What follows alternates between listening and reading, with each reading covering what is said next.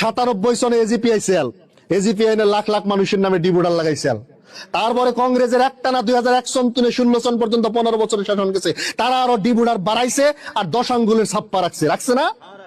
আর আজকে তার ফসল বিজেপি আইনে কোর্ট কেস মামলা দিয়ে তাকে বিদেশি বানায় আর এই দেশ পার করে দেয়। আজকে বিজেপি আইনে বাংলাদেশি হিন্দুকে নাগরিকত্ব দিয়ে আরে নেপালিগো নামে ডিবুডার উড়িয়ে দিয়ে আরে। আমার ভাই আপনার বই তাগো নাগরিকত্বর আমরা অধিকার চাইছিলাম, যদি কাগজ থাকে আমাকে নাগরিকত্ব দাও। আজকের দিনে বুড়ের লিস্ট বাইরাইছে 93,000 জন মানুষের বিরুদ্ধে, আজকের দিনও ডিবুডার লাইগা রয়েছে লক্ষাধিক মানুষের নামে। আজকের দিনও 10 আঙ্গুলের ছাপ্পা দিয়ে কেস জ্বলিয়ে রয়েছে। আজকের দিনেও 20 লক্ষ মানুষের নাম এনআরসিতে আসে নাই। আমার আপনার নাগরিকের অধিকার কতটুক আছে?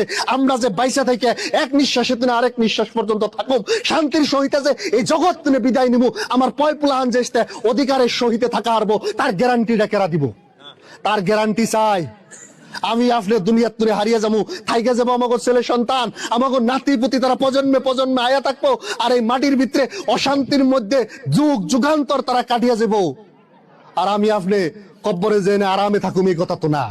আমাকেও মনের ভিতরে দুঃখ নিয়ে আমরা জগৎ তুলে যাবে চাই না। আমরা চাই যে রাজহার সিধা করে, মেরুদণ্ড সিধা করে এই দেশের একজন সুনাগরিক হিসাবে আমরা বাইসা থাকবার চাই কিনা নাই? আমরা চাই আমার পায়ের তলের মাটিটুকুর অধিকার আমার দেন রাখবো, কারণ এই মাটির মালিক আমরা। এই মাটিতে আমার বাপ দাদার হাড্ডি ফসিল মজা গেছে, আর এই মাটির মালিক সত্য আমরা অধিকার আদায় করে আনবার চাই। এই অধিকার কি ভুল? এই দাবি কি ভুল? এই দাবি আমাকে 100 জন মানুষের দাবি হওয়া উচিত।